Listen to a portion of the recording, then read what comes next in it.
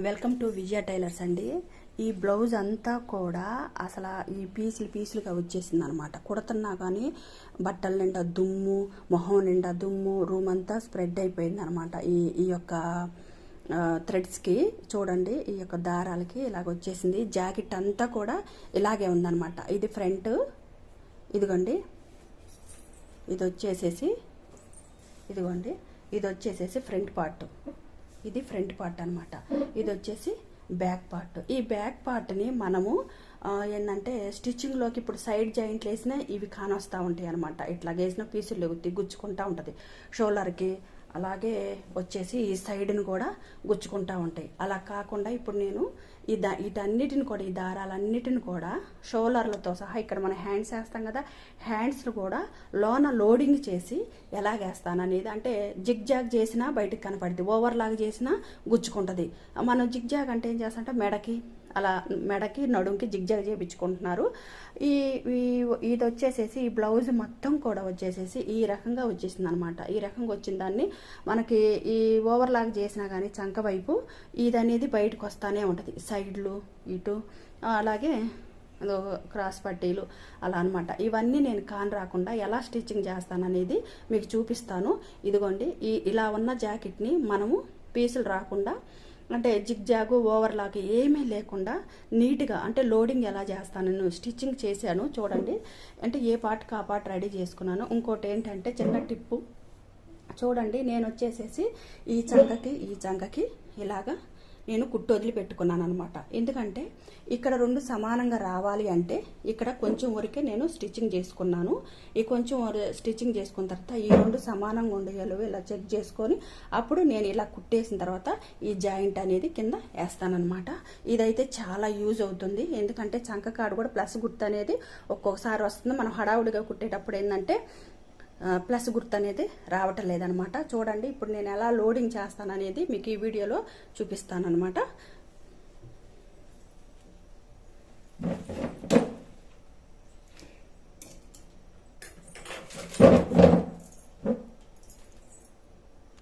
ఇదిగోండి, ఫస్ట్ నేను మామూలుగానే, అంటే ఉల్టా సీదా తిప్పకుండానే మామూలుగానే ఎలా అయితే ఉంటాయో షోల్డర్స్ అలాగా జాయింట్ చేస్తాను చూడండి.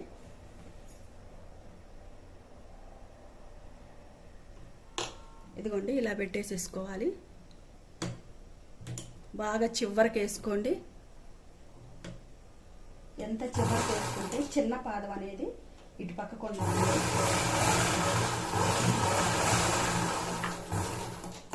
చూడండి, మీకు జూమ్ చేసి చూపిస్తాను ఒకసారి. ఇదిగోండి, ఎంత చివరికి వేసాను చూడండి. ఈ పీసులు చూడండి. అలాగే మనం ఇదిగోండి ఇలా పెట్టేస్తాం, మనం జాయింట్ చేస్తాం కదా. ఇలా జాయింట్ చేసినప్పుడు ఏంటంటే ఈ పీసులు అనేవి మామూలుగానే కనపడతాయి. ఈ పీసులు కనపడకుండా ఉండాలి అంటే ఇదిగోండి, ఈ చివరికి అనేది వేసేసుకున్నాను.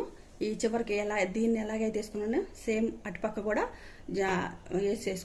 స్టిచ్చింగ్ చేసుకోవాలి.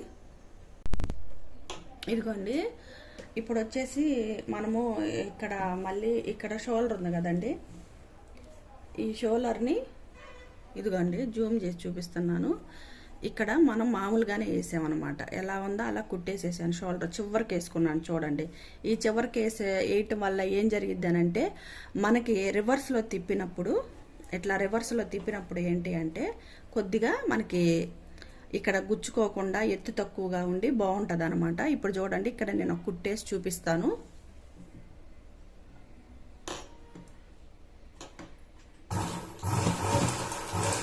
రఫ్ లాగండి, ఎందుకంటే మనం ముందుగానే గోటేసేసుకున్నాం కదా.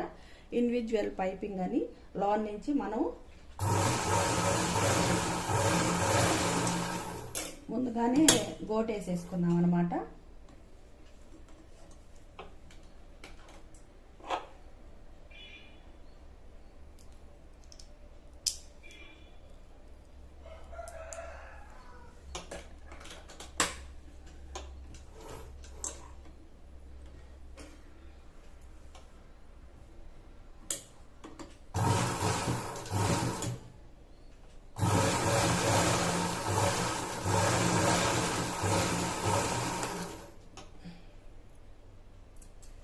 మళ్ళీ కూడా ఇంకో కుట్టేసేసుకోండి.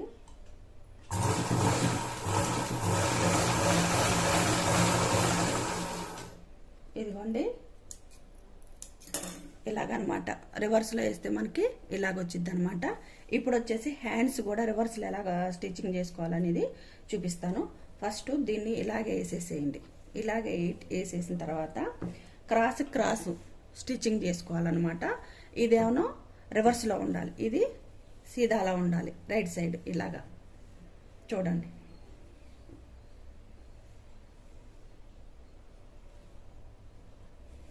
ఇలాగేసుకోవాలన్నమాట. ఇది వచ్చేసి పైన మనం స్టిచ్చింగ్ చేసేది పైన కనిపించాలన్నమాట. దీన్ని ఇలా పెట్టేసేసుకొని ఫస్ట్ ఆఫ్ ఆల్ మధ్యకి ఒక కుట్టేసుకోండి. చివరికి వేసుకోవాలి. ఎంత చివరికంటే చాలా చివరికి వేసుకోవాలన్నమాట.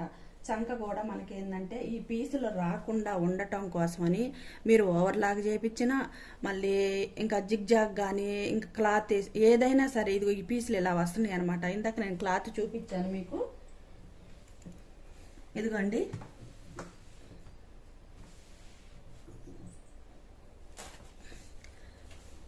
ఇదిగోండి ఇట్లా వచ్చేసిద్ది అనమాట క్లాత్. మీరు ఓవర్లాగ్ చేయించిన ఏమనుకుంటే దారాల వరకు అనుకుంటే మిగతా దారాలు బయటకు వచ్చేస్తానే ఉంటాయి. అలా కాకుండా నేను చూపిస్తాను చూడండి. ఇదిగోండి ఇదిగో ఉండి మనం ఒక వాష్ చేయగానే ఇలాగ వచ్చేస్తాం అనమాట. అలా రాకుండా ఉండటం కోసం అని చెప్పి దీన్ని కూడా లోనకి లోడింగ్ చేసేసుకుందాం. చాలా చివరికి వేసుకోండి. ఫస్ట్ ఆఫ్ ఆల్ ఇక్కడ మనం మధ్యకి ఘాటు పెట్టేసుకున్నాం కదా, ఆ ఘాటుకి షోల్డర్కి ఇది ఎటువైపు ఉండాలి, బ్యాక్ వైపు ఉండాలి. ఆ బ్యాక్ వైపుది మీరు చూసుకొని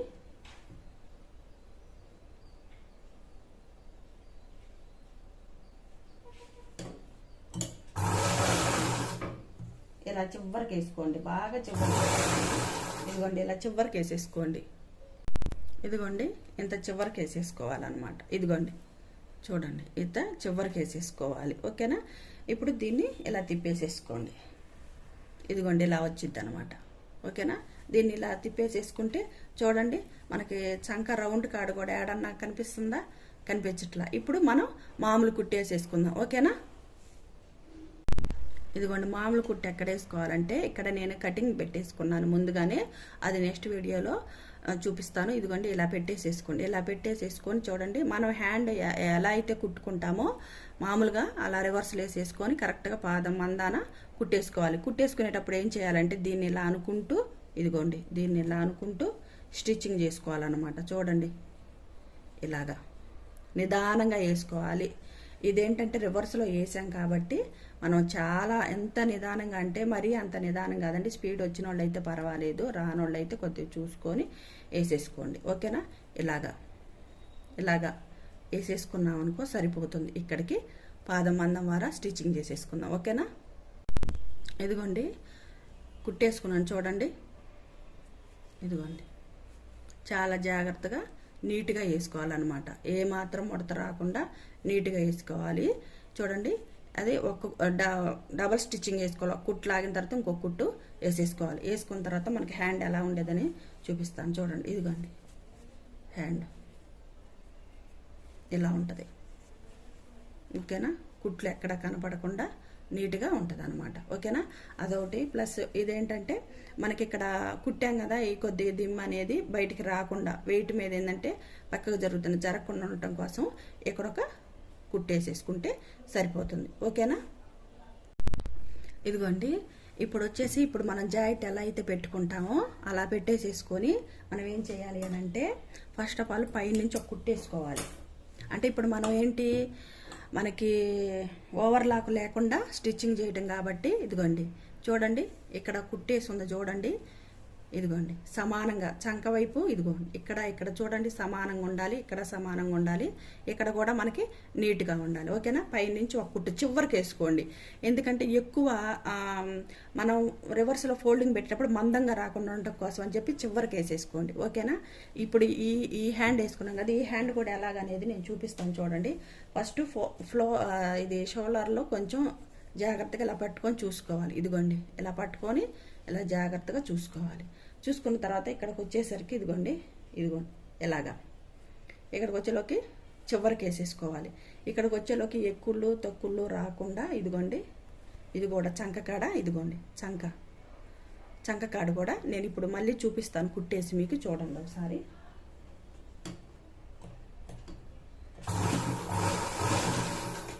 ఇంకోండి ఇలా పెట్టుకున్న తర్వాత ఇక్కడికి వచ్చేసరికి చూడండి, ఇక్కడ రెండు కలిపి ఇలాగా జాయింట్ అవ్వాలి. ప్లస్ గుర్తు రావాలంటే ఈ రెండు, ఈ కుట్టు అనేది కలవాలన్నమాట. ఇదిగోండి ఇలా కలిసిన తర్వాత చివరికి వేసేసుకోండి ఇలాగా. ఇది కూడా అంతే, చివరికి వేసేసుకొని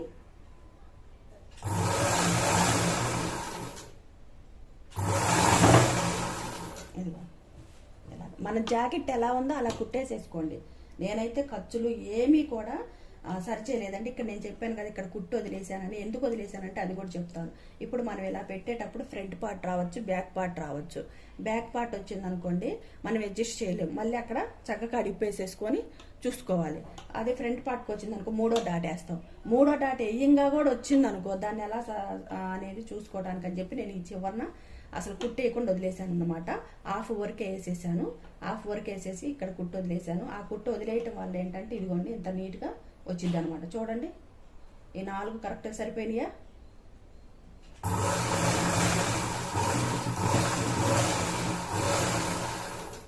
ఇలా వేసేసుకున్న తర్వాత ఇప్పుడు చూడండి నేను ఇక్కడ కుట్టు వేయలేదనమాట. ఈ కుట్టు కాడి నుంచి మళ్ళీ చివరికి ఇంకో కుట్లు ఆగుతాను. అప్పుడు నాకు అడ్జస్ట్మెంట్ అవుతాను.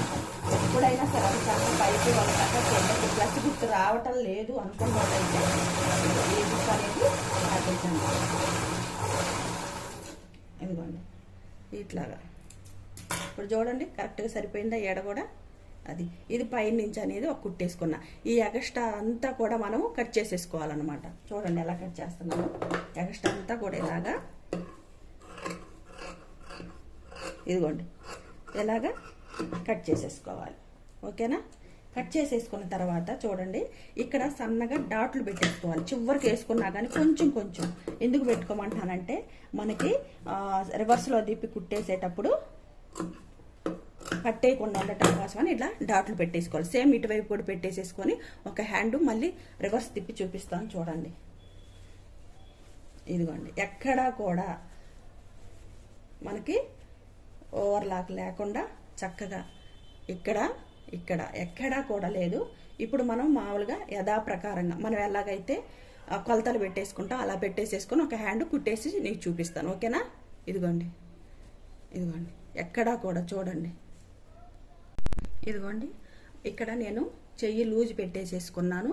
మళ్ళీ అలాగే చంక రౌండ్ కూడా పెట్టేసుకుంటున్నాను. ఇదిగోండి ఇది వచ్చేసి కాజాల పట్టి వైపే చూసేసుకోవాలి. ఇలా పెట్టి కొలుసుకోవాలి. ఇదిగోండి రివర్స్లో దీన్ని కూడా సేమ్ ఇలాగే పెట్టేసేసి ఫ్రంట్ పార్ట్కి ఎక్కడ వరకు అనేది చూసుకుంటే సరిపోతుంది. ఇదిగోండి దీని మీదకి అంటే మనం శారీల మీదకి మామూలుగా పండగలప్పుడు వేసుకుంటాం కదా, ఫంక్షన్లకి పెళ్ళిళ్ళకి అన్నప్పుడు దాని మీదకి కొంచెం లూజ్ పెట్టుకోండి. మరీ ఎక్కువ లూజ్ వద్దండి, కొంచెం లూజ్ పెట్టేసుకోండి. ఇదిగోండి ఇక్కడికి నేనైతే ఇది కరెక్ట్గానే పెట్టేస్తున్నాను. ఇదిగోండి ఓకేనా? ఇది అయిపోయింది. అలాగే వచ్చేసేసి ఇక్కడ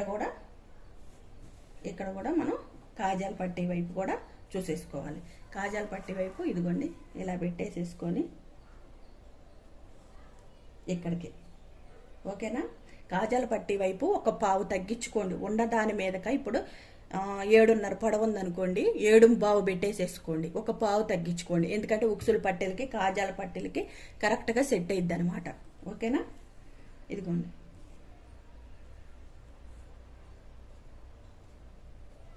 ఓకేనా? ఇప్పుడు మనం కుట్టేసేసుకుందాం. ఓకేనా? లేదు మాకు రావటం లేదు ఇలాగా అనుకునే పని అయితే నేను ఒకసారి మీకు చూపించాను స్కేల్తో ఎలా గీసుకోవాలి అనేది. నేను మళ్ళీ ఇంకొకసారి మీకు చేసి చూపిస్తాను చూడండి. ఇలాగా పిన్నిస్ పెట్టేసేసుకోండి.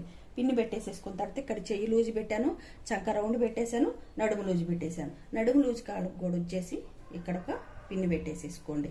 ఓకేనా? ఇంకా ఇలా పిన్ని పెట్టేసేసుకొని స్కేల్ తీసేసుకొని మీకు కుట్టడం ఇబ్బంది అనిపిస్తే ఇలాగా కరెక్ట్ వచ్చేసిద్ది అనమాట. ఇదిగోండి